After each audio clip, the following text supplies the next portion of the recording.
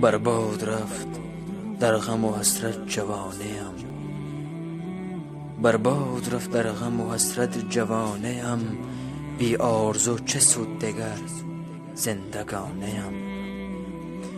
موی سفید بر سر من تاخت ای دریغ، پیچید روزگار کفن بر جوانیم. گاه به سوی مسجد و گاه به میخانه، ای عشق در بدر به کجا می کشانیم. در خاک پای دوست فکنم سر از فرو، این است با فلک سبب سرگرانیم.